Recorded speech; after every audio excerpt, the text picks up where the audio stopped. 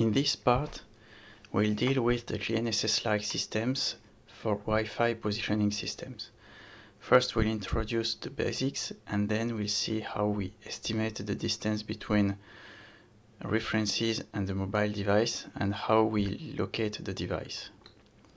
The basics, as a requirements, we need points with known coordinates, which will be the equivalent to GPS satellites.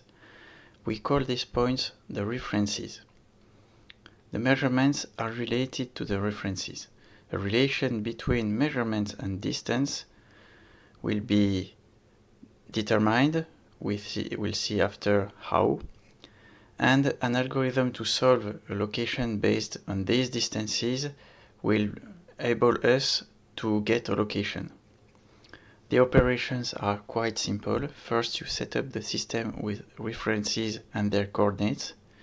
Then you compute distances between your references and a mobile device whose location you want to determine. Of course, the distance evaluation impacts the accuracy.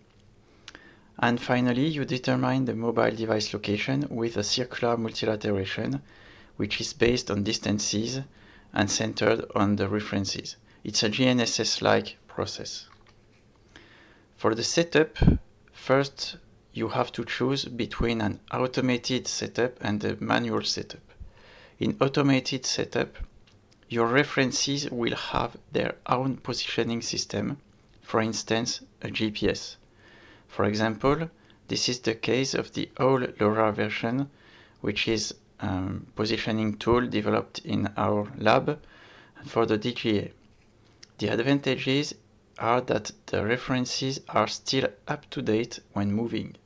The drawback is that it doesn't operate when no positioning system is available. On the other hand, for the manual setup, you write a configuration in which you specify your references locations and identifiers.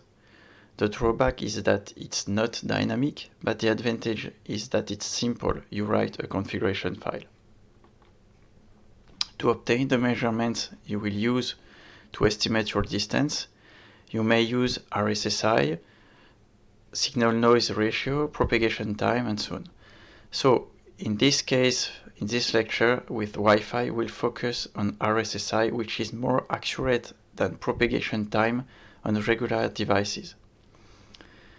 It was extensively covered in previous sessions, and it will be covered in the radio tap session and the lab work.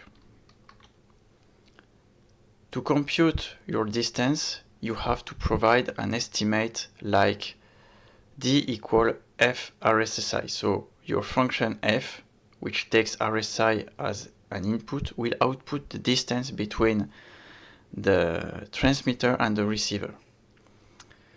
It is computed between a mobile device and a given reference, so there are many distances as there are references within range of the mobile device. Since freeze is not suited to indoor environments, it won't be used directly, but we can adapt it to fit indoors environments. The topology will impact the wave propagation, so the RSSI weakens more through walls, people, and other obstacles. However, you will observe a global trend to decrease when the distance between the transmitter and the receiver increases, but with many perturbations. So how can we take this into account? We'll see that later. So this is an illustration of the behavior of wave propagation inside the building. So here we have